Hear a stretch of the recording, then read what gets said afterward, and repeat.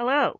We at Capital Diversity and Inclusion Consultants believe that together we can affect change through educating the public on the issues that cause or promote inequity and create disparities. It is our intent to share knowledge on a wide variety of topics to increase interest and to inspire others to seek solutions that are both inclusive and creative. We address these issues because they affect the lives of every race, culture, ethnicity, and gender in every country. If we continue to ignore any of these issues, we contribute to the systems that allow them to continue. We must learn to stand together to make the changes we need for our world's success and for our own. Today, we address elder abuse. In our opinion, the world's elderly population should be revered and cared for, valued for their wisdom and the experiences they can share with us, and for the sacrifices they made to care for us, from cradle to battlefield to grave. They have worked their entire lives and in far too many cases are left with only a Social Security check to see to their needs. If they don't own a home, they have nothing to fall back on in their retirement. Nearly 90% of people over the age of 62 are living on a single monthly check that averages $1,200 to $1,500 of Social Security. This is one specific area that we as U.S. citizens can have a direct effect on. We vote for the people who make the rules for Social Security and who allot its funding. When Social Security was created in 1934, the life expectancy for men, who were the primary or only wage earners, was 59.3 years, and for a woman it was 63.3. The age for retirement was 65.5 years.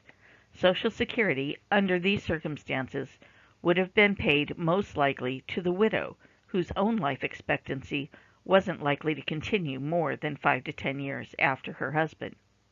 Today, the retirement age is 66.6 and is expected to be raised to 70 and potentially 72. Because today's life expectancy is 77.7 years for men and 82.2 for women, nearly 20 years longer than it was in 1934. There isn't enough money to pay out for the added 20 years based on younger retirees and with the current manipulations to the fund. No money for cost of living increases means that many elderly end up without necessary medications, no place to live, and no one to care for them. When people get too old or infirm to work, they are simply ignored, forgotten about, or worse, taken advantage of. They become easy targets for neglect and abuse in far too many cultures. This is something every one of us should pay attention to, because with any luck, we will live to become an elderly person too. Nearly 10% of our elder population has been the victim of abuse.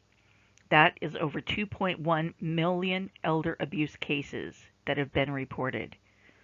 Consider this when only 1 in 24 cases is actually reported.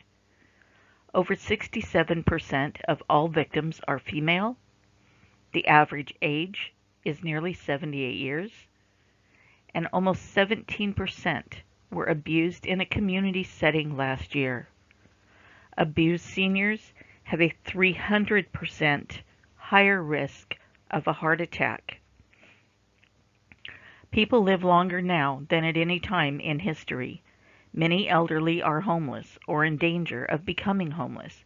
Social Security just is not enough to pay rent at today's fair market rates, and often medical expenses compete for those limited funds because Medicare does not cover it all.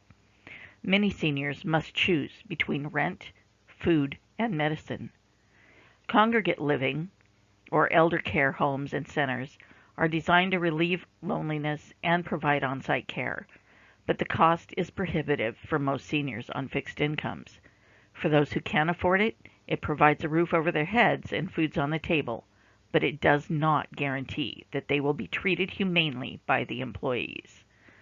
suddenly homeless or reliant on others leaves our seniors vulnerable to physical and emotional abuse from family members, facility staff, and other persons they come into contact with. They are vulnerable to scams, robbery, rape, severe beatings, and even murder. Elder abuse includes the emotional abuse, neglect, physical abuse, financial abuse, and sexual abuse of senior citizens. Emotional abuse may come in the form of threats, screaming at, frightening, insulting, or ignoring the older person. Neglect may be in not providing food, medicine, or other health services.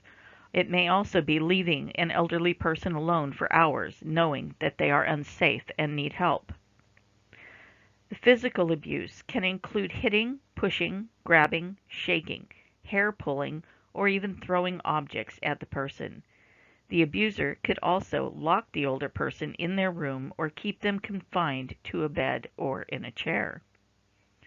Financial abuse occurs when the older person's money, such as cash, pension checks, and savings, are taken from them or they are forced to sell their home. Sexual abuse is any kind of sexual act on an older person, such as sexual touching, kissing, hugging, and intercourse that they do not agree with. They are our second most vulnerable population following infants. Our seniors rely on caregivers and relatives for their safety and needs. Our elders rely on all of us to do what is right for them. Personally, we can make sure we stay involved in the lives of our elders, see that they have nutritious meals, get to doctor's appointments, and that they can stay active and involved in the community and in family life. Do you know someone who may be at risk of abuse or neglect?